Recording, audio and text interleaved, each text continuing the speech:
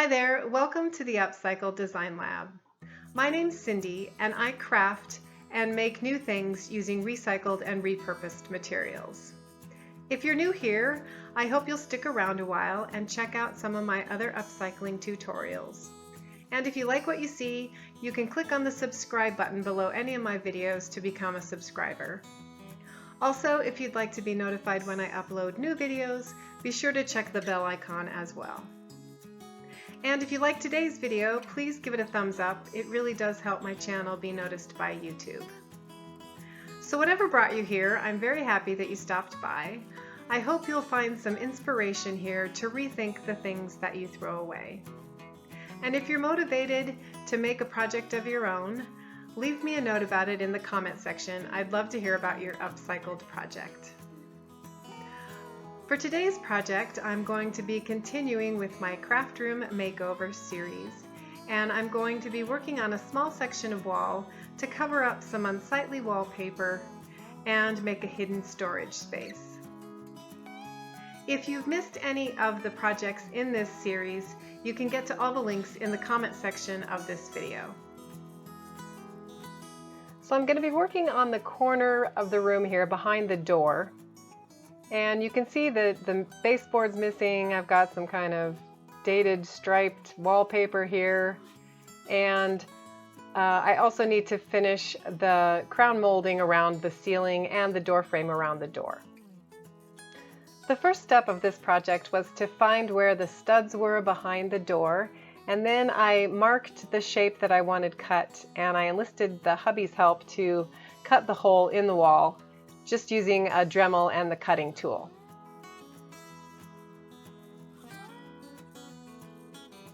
For some reason, there were a lot of nails that were punched through the drywall on the other side, so we just clipped them off, and it was pretty messy, obviously, so I kind of cleaned it out with a vacuum cleaner and dusted it out as best I could. Once the space was cleaned out a little bit, I went back and started doing some of the paper mache that I did on my cardboard wall, which was the first project in this series. It's a pretty simple project. I just used some Mod Podge and some old book paper to cover up the wallpaper. And then I wanted to finish off the edges of the cut opening so that I could paper mache them as well. So I just used some tape to tape over the drywall to cover up that sort of chalky part that falls apart and makes such a mess. And then I went ahead and just continued with the Mod Podge.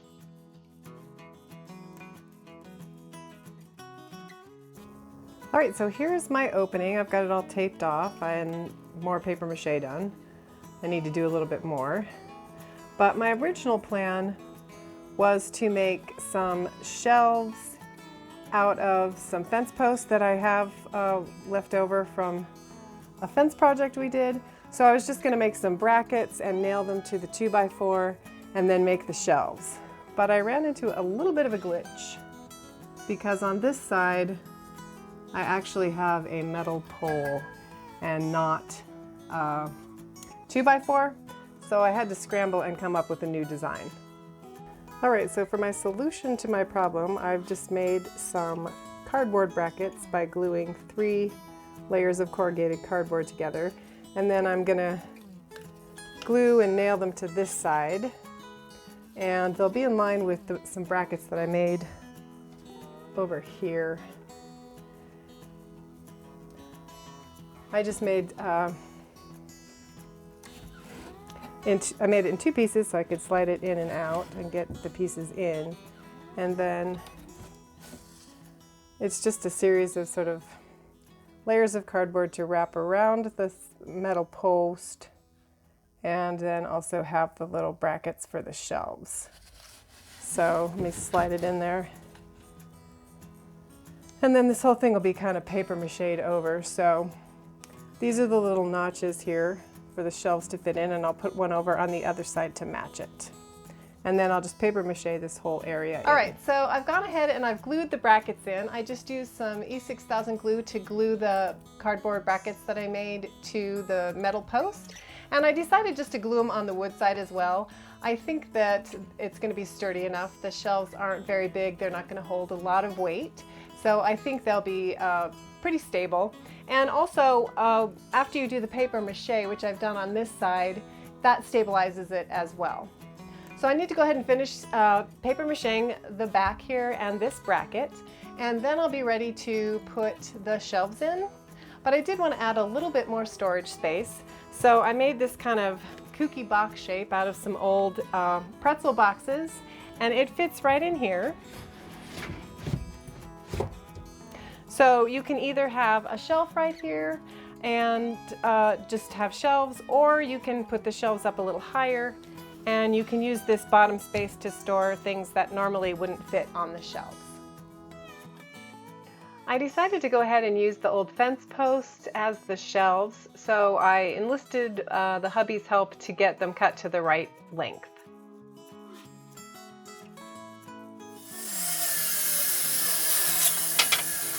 Alright, so to finish the wood, I gave it a light sanding and I wanted to add some color.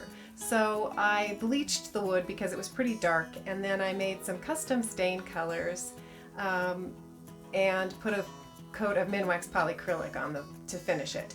So this is the green color. Some of the colors turn out better than others, but you can just kind of play around with it. It's a fun project to work on. If you're interested in more details on how to actually do this process, you can click on the video link in the corner right now. I made an Easter project where I go into a lot more detail about how to bleach and stain your wood. But just to show you quickly, this is what the wood looked like when I started. It was pretty dark. This is after bleaching. This is after adding a couple of colors. And then you can see the Minwax polyacrylic across the top there, which adds a little bit of shine. So here are the finished shelves.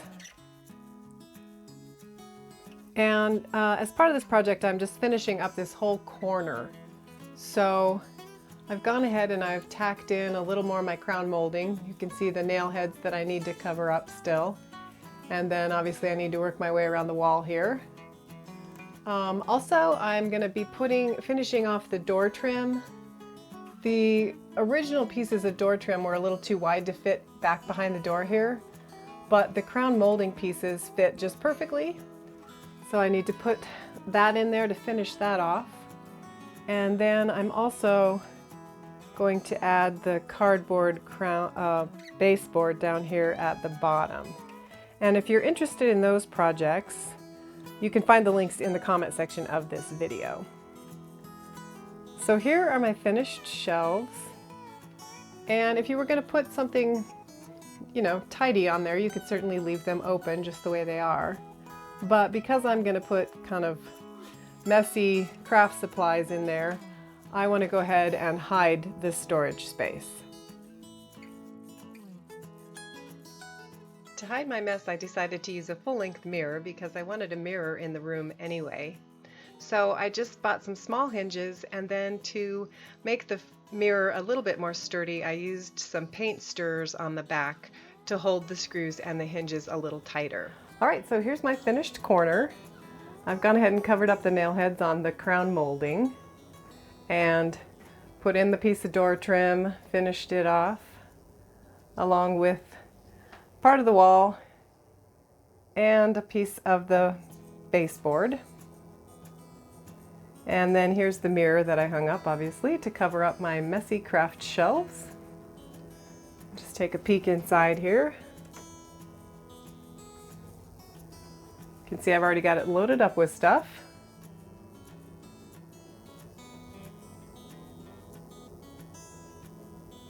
And the final step was just to add a little magnetic, some magnets and a little magnetic plate. So I just used a tin can lid for that, and it holds it shut nicely. So that's it for today's video. I hope you'll check out some of my other projects in this Craftroom Makeover series, and we'll see you next time. Oh my goodness. Just don't want me in your video, I get it. Dang it, my light bulbs keep breaking. Hey, you know what? I'm filming right now. Dang it. Hey, hi there. Welcome to the Upcycled Design Lab.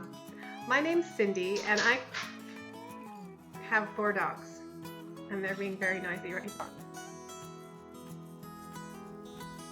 Really? Gotta stop hitting these things during the video.